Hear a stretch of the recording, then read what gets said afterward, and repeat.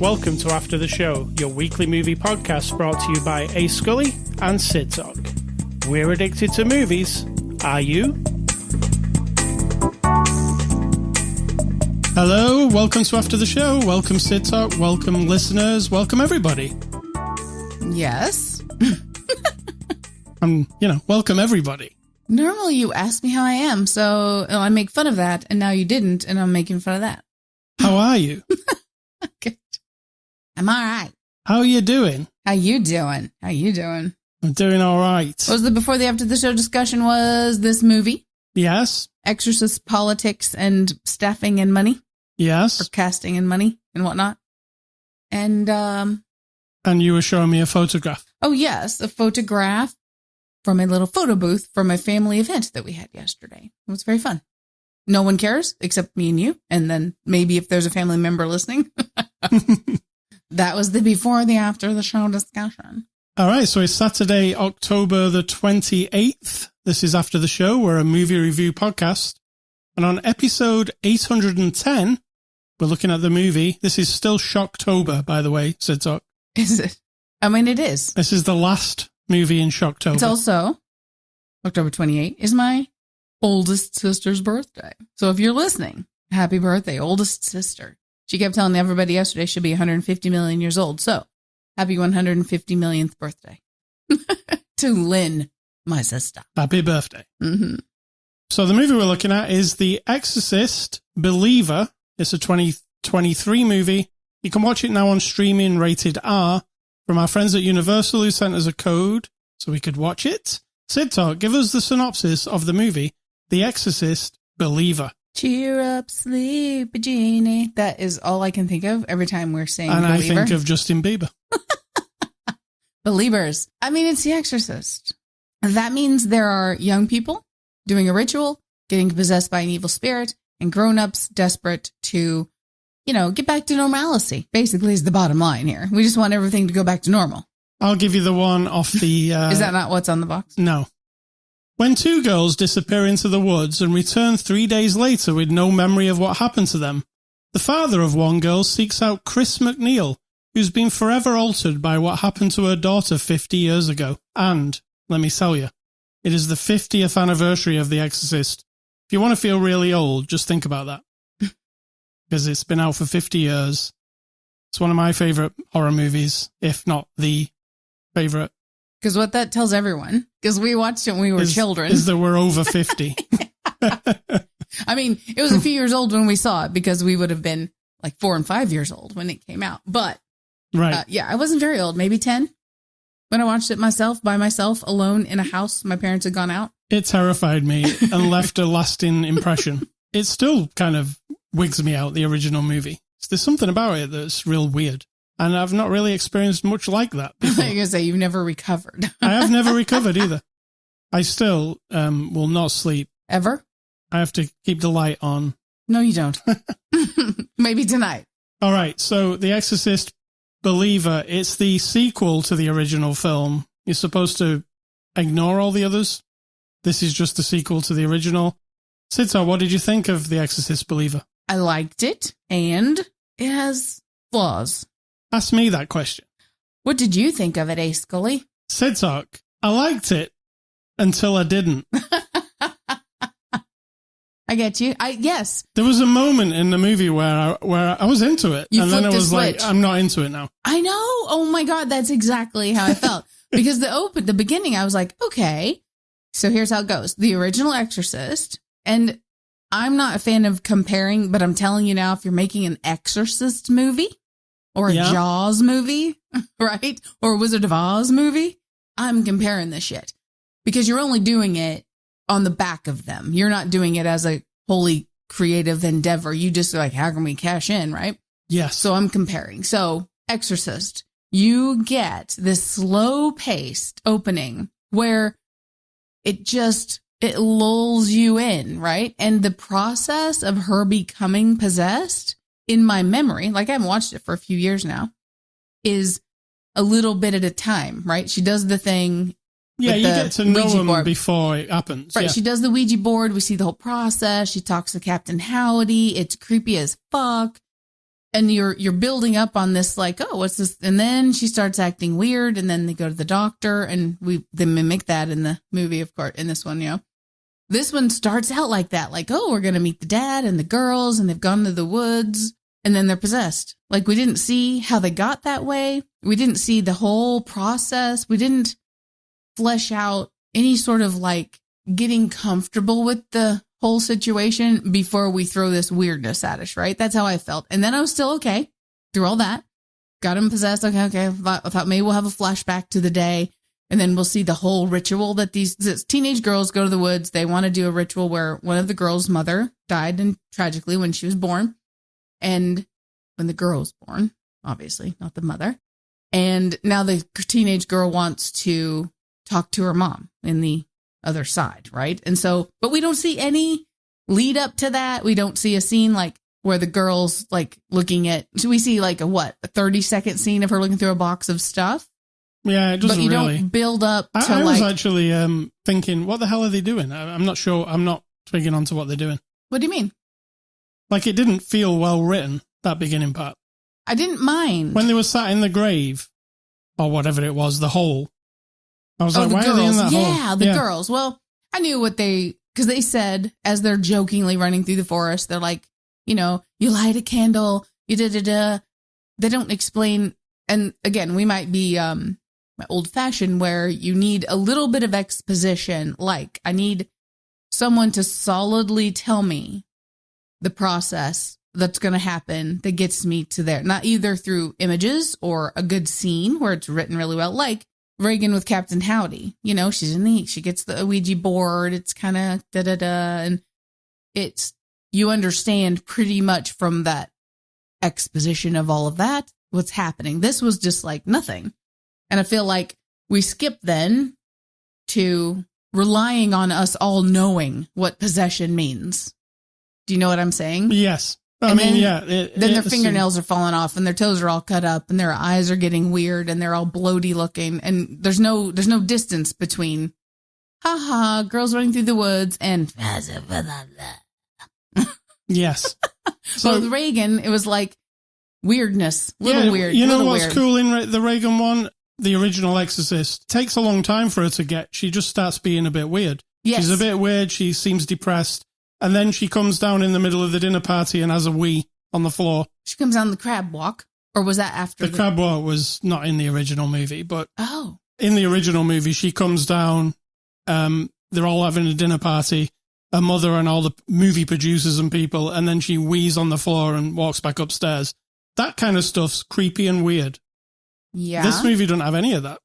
It just cuts straight to them being possessed. But the moment when I told you that I liked it and then I didn't, there's an exact moment I didn't like it. Okay. And the exact moment is, spoilers, when Ellen Burstyn's eyes get poked out. Oh, I get what you're saying. From then onwards, I was like, this is just trash. Oh my God. Like, I liked it until this point, but now it's just, what is this? I didn't realize that's such a bad effect on you. It wasn't actually that. That was shitty. It wasn't necessary, really, for the story or anything, I don't think. I'm telling you what it's necessary for, is because we can't have her in the for next a sequel, one. Yep, that's exactly what I thought, that we need to get her neutralized or kill her now, because she won't be available. Because she's 90 years old. And also, she said, I'm only doing one. And no matter what, I'm doing one, and that's it. After that is the possession part. And it's basically two girls strapped to chairs. And what is it? I said it's like the Justice League of exorcisms. Yes. This is one of the themes of the movie, that we are trying to rip away from the idea that only the Catholic Church or only a priest, right, that archdiocese situation or whatever the fuck it is, are the ones who can do this, right? So we throw everything at it, but we don't name any of it, except we have a little Christian church in their town. So we got the Christians. We've got the guy who likes to go to the church that speaks tongues, like, you know, waving in the aisles and all that stuff. We have the lady who's at a gravesite who's representing the idea of, and they don't name it, they never say voodoo, But she's getting earth and she's got herbs and she's grinding it up and she's doing smoke and she's doing, that she's there. And what was the other one? There was somebody else who had a little, the fallen / nun who was never a nun. We might as well have had Tony Stark in the other corner as well. But then guess what happens? In the end, the priest walks in the room and everybody's like, oh, thank goodness the priest has come back. I mean. Yeah, but it doesn't really work out. It doesn't work out. So what did you think about this idea that it's not about religion that will get rid of it? It's about people uniting together. Yeah, I thought it sucked. Yeah. It's like Evil Dies Tonight. It felt, which is the other film by David Gordon Green. If we all just come together. So it's also like midichlorians, right? So it doesn't matter that you're from thousands of years of a religious organization that knows all about this. You could just be anybody. Yeah. Literally anyone, as long as you've got a Bible or a thing or whatever. I thought it was treated respectfully, the actual Exorcist license, for the first 45 minutes of the film. I thought, they're doing like a on the lowdown, well filmed, sounds good, looks good, everything about it. The brooding atmosphere, I was like, holy shit, this is going to be great when shit kicks off. I agree. But then when shit kicks off, it was awful. I hated the last 40 minutes of the movie. Oh, wow. Because I thought the Exorcist part, it wasn't scary. It looked stupid. Like, I didn't like it. Like, the special effects, like that, what was that weird glowing, like, mystical dust or whatever? Yeah, what the hell was that? Yeah, it got really weird. And I don't claim to know everything about exorcisms and the devil, but it got real weird. Like, it was turning into a Marvel movie or something. And there were all them people in that room yelling stuff. They made a joke out of Christ compel you from they actually made a joke of that, which I was like, oh, come on. They had the demon say it. At this point. Which was like, oh. At this point, you are just taking the piss. Like, you don't respect the original movie. The original movie was a very serious, very grounded, scary thing. This one, you're just, like, poking jokes and stuff. I don't know. It just rubbed me the wrong way. I can tell. I'm impressed that you have such a strong opinion. So I'd watch the first 45 minutes up until when she turns up, Reagan's mum, and then I'd turn it off because the rest of it is shite. You would turn it off. Listen to you. Who are you? You don't do that. No, but I mean, I don't. How would you know that it's shite then? I've already seen it. I know, but you can't tell other people to do it. No, I'm not telling other people to do it. I'm saying if I watch it again, I'd literally watch the first 45 minutes and then turn it off. I thought the first 45 minutes were actually quite good. Why would you watch the first 45 minutes of a I'm movie? saying if I watched it again, I won't be watching it again. It's not on my Halloween rotation or anything, you know what I'm saying? Gotcha. Because, I don't know, it just seemed like tripe. And then we're saying spoilers, ultimate spoiler. Linda Blair's not in the movie. You might expect that she's in the movie, but then she is in the movie for about 3.5 seconds. Yeah, if that, yeah. They made her mum blind. Not just blind, her eyes got poked out. What the fuck? Well, we all know now that was the moment when you checked out. Yeah. And I think she checked out then too.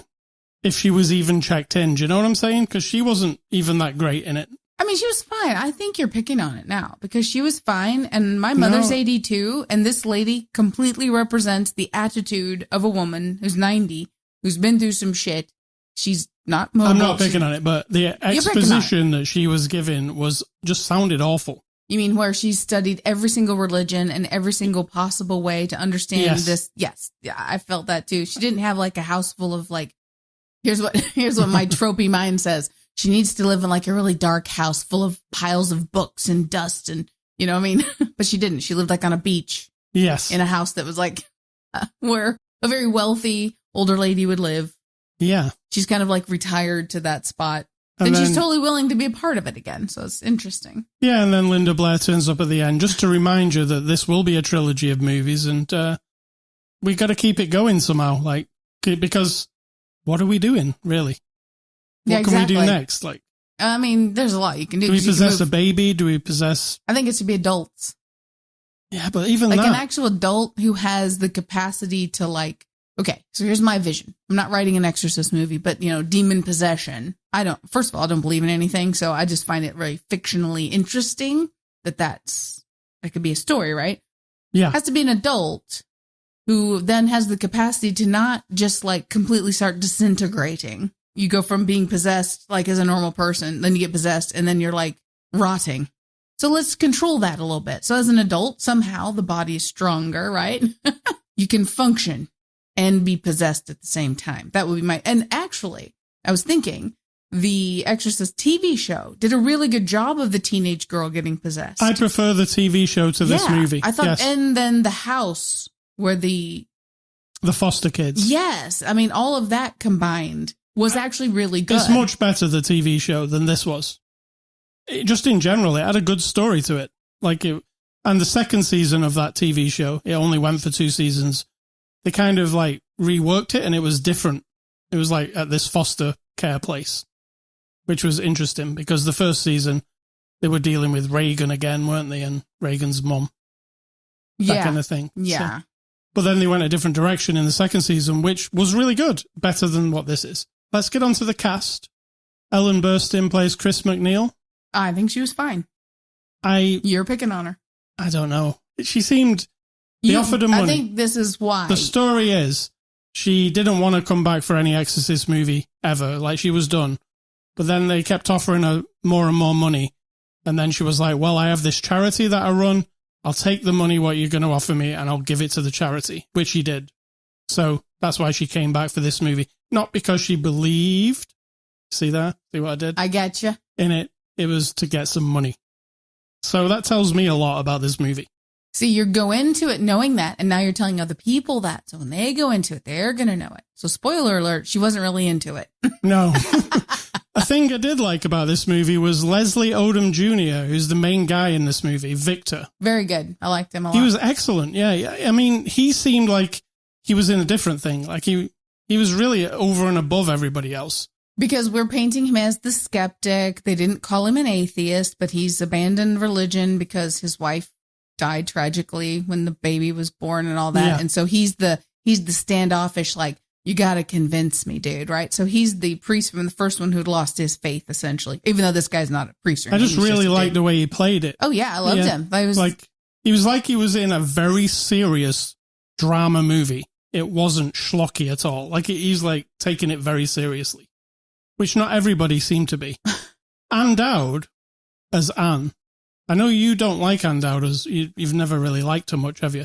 Did this change your mind for I think it's her characters, and this didn't help. I wasn't sure what that accent was that she was doing. I know. Is that normal for her? No, it doesn't sound like what she normally sounds like. So she was trying to be like Canadian? I don't know. Maybe she is Canadian. I don't know what it was, but it was bugging me because it wasn't always the same as well, which was strange. Or was she putting on kind of I'm reading an exorcism kind of... I don't know.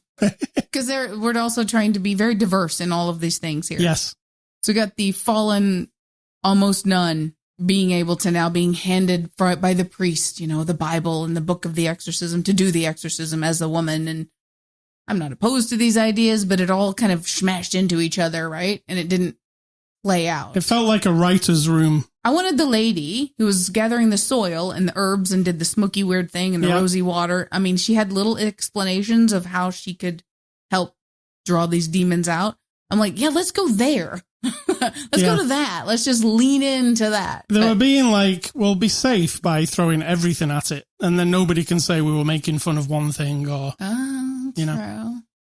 We've got the 2 girls, Catherine and Angela, played by Olivia O'Neill and Lydia Jewett.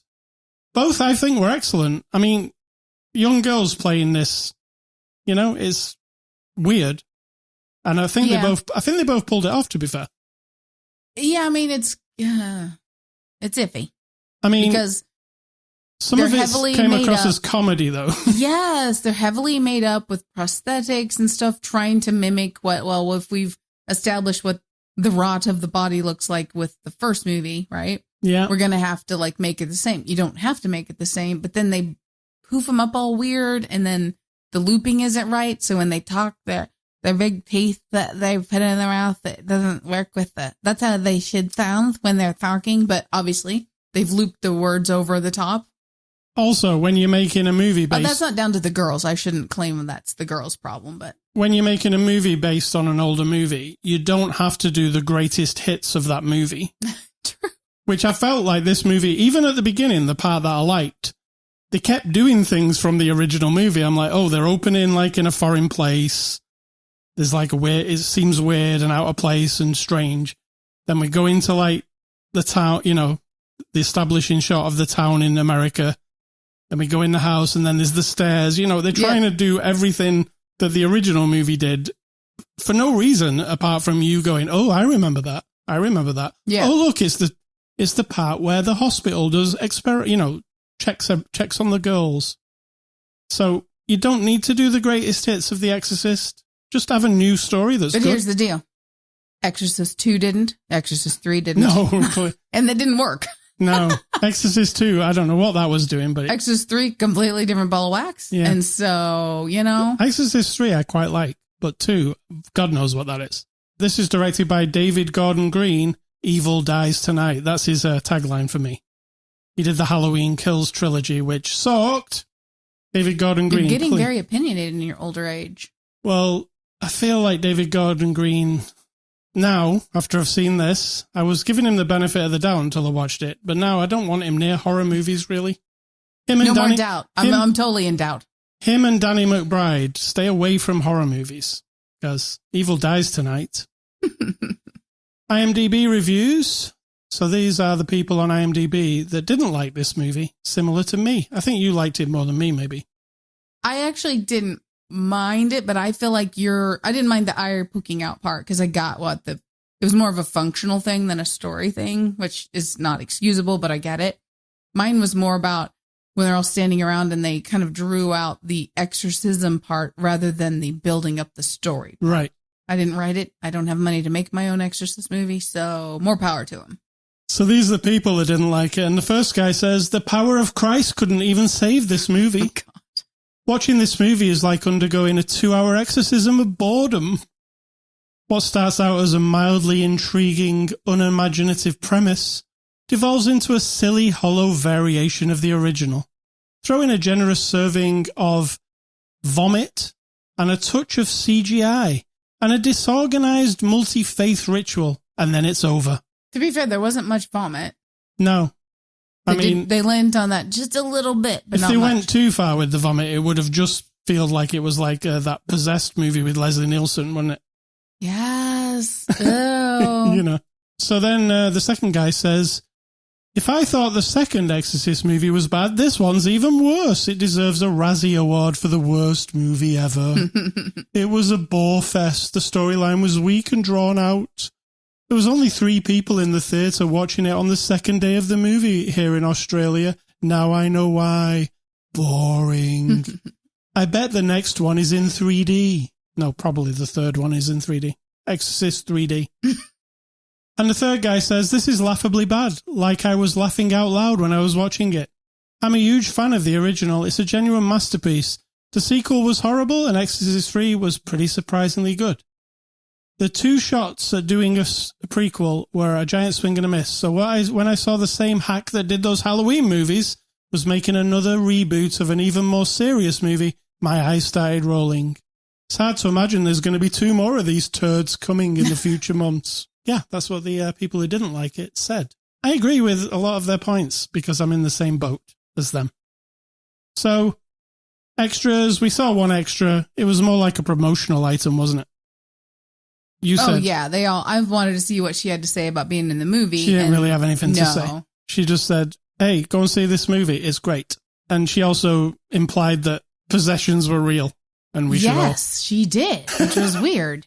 Are you senile as well as... So, scores, I'm going to give The Exorcist Believer a 5 out of 10. Oh, man. Because you like that guy and you like the beginning. Yes. I got it. Yeah. I'll give it a 6.2. All right. I'll go up a little bit. I'm disappointed in everything it stands for. I'm not disappointed in everything.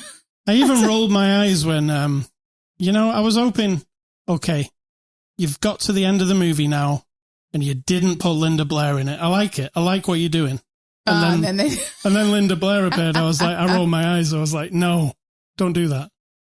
I mean, that's funny. I'm done with you now, movie. I'm out. There we go. That's the end of Shocktober. And the shocking conclusion is The Exorcist Believer. All right. Next week, we're looking at a less horrific movie called Barbie, one of the biggest movies of the year. So we're going to switch it up next week. Just remember, next month will be my birthday and retirement month. So we're got to celebrate with fun movies. So we're going for Barbie next week. Excellent. I think we're probably the two last people on earth that have not seen it, right? Oh, I've seen some people protesting it, of course. They're never going to watch it, of course. Well, I'm going to watch it. Can't figure out why, but... I'm going to recommend you two movies for this week. I'm going to recommend the original Exorcist, 50 years old. There's a new 4K release. Definitely watch The Exorcist, the original. And watch the third one if you really want more Exorcist. Because that third one is pretty interesting, even though it's not in the template, is it, of the actual movie? I mean, it plays more on understanding the mind of the demons. Yeah, I quite like it. But kind of how awful they are. The second one, who knows what that is? That's like a weird... I don't know that I've ever watched that fully. You talk about it like, ugh, so I don't know that I've ever seen it. It's like you're on a drug trip, most of the movie. Like, there's a lot of like colors swirling around, dragonflies buzzing the wings. Do you remember all that? No. It's really weird. It's like a hallucinogen, kind of psychedelic, barely anything to do with the first movie. It's like so loosely tied to it. It's very strange. But that's like Halloween 3, which I actually like. Right. Well, maybe you'll like Exorcist 2. Maybe you'll be one of those people. My second movie I wanted to recommend, which is a good Halloween movie, is Reanimator. Which is a cool, from the 80s, gore fest, I would call it.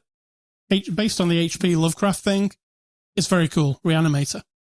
My recommendations? Is that what you're asking? Yes. Okay. My recommendations are going back to science fiction movies from the new millennia, and I'm up to 2022. Everything Everywhere All at Once. Great movie. Loved it. Doctor Strange and the Multiverse of Madness. All right movie. Crimes of the Future. Oh, that's that weird one. Mm-hmm. I think I've mentioned that one before. Last week. Well, I'm saying it again. Because I'm running out of the 21st century. It's the one with the weird chair. I've actually looked and I'm out of movies, so I might have to go back for the next few. I don't know what I'm going to do. It's very confusing. And Lightyear. That was really good. Yeah. And Megan. Megan was Megan. Megan had its thing. Yeah. It was fun in a like horror movie. Because it's science fiction horror. Yeah. Yeah. There's going to be more Megan as well, by the way. Megan 2.0. Of course. Hey, Scully stuff. I've been playing Spider-Man 2 on the PlayStation 5. The new Spider-Man game. I think I talked about it last week, but I played a lot more of it this week. And it is excellent. It's a 10 out of 10, Sid Talk. Very good. Sometimes sequels to games, they are just basically a retread of the original game. But this one, it seems like they've taken everything that was bad out and took on all that out and put a lot of new stuff in. And because you play as both Spider-Men and you can switch between them at any time, you get the story of both of them. So you're living these two different stories. And Peter Parker and Miles Morales are two very different people. Miles is more like he's in college. He's trying to deal with like his college life and he's dealing with his mom and trying to like be a Spider-Man at the same time. And Peter is a bit further on in life in this one. He's like just become a teacher at a school. And his friend Harry Osborn is trying to say to him, like, don't be a teacher at the school. Come and work for me in my dad's big science business. So he's a bit further on and he's got these adult things to, you know, he can't pay his bills on his house and stuff, even though he's Spider-Man. We don't really ever deal with that in Marvel stuff, do we? Like, that superheroes don't get paid. True. So, like, they're doing this, like, really high-level job. It's like they just get government funding. Right. and Spider-Man in this one, Aunt May, in the first game, Aunt May died at the end. So in this one, Peter's inherited the house, but he can't afford to pay the bills on it, like it, you know, the mortgage. And then he says at one point, like, I'm Spider-Man rescuing people all day, but I don't get any money. He says to MJ, and like, there is no money for me. Like, he needs to start like, what's it called, doesn't he? Patreon. Yeah. And then he would be all right. Make content as a superhero. All the citizens of New York would be like, oh yeah, he saved me. I'll give him $10. So yeah. Oh, but you know what happens then? Then they're going to expect more. Yeah, that's true. So Spider-Man 2, PlayStation 5 exclusive. The other two games were also on the PlayStation 4, so they were basically like upscaled PlayStation 4 games. This one was made for the PlayStation 5, so it looks a lot cooler. They've got ray tracing going on. There's, like, you know, when you're looking at New York City and all the skyscrapers are like reflective windows. Mm-hmm. Well, in this one, they've got real-time reflective windows, so everything that's going past is reflected in the windows instead of it just being a flat thing. So it looks much more realistic than the old one did. And the other game I've been playing, which was a huge surprise to me that I like it this much, I played the original Alan Wake. Do you remember this game? I do. Yeah, so it's like based on like it's Remedy software, but they did like Alan Wake's this writer. He's very similar to like a Stephen King character, let's say. And he starts in the original game, he's writing like this novel. And this novel starts to bleed into real life. And it's like this, when he writes something down, it seems to happen. And then in this town he lives in, or he goes, yeah, it doesn't live there. He goes there to do some writing. The town starts changing because of the things he's writing down on these pages. It's like really interesting. But at the end of that game, he Spoiler. gets, yeah, I mean, it's a game that's 10, 15 years old. Okay. He gets sucked into this otherworldly place. It's similar to Twin Peaks in a way. And he gets stuck there.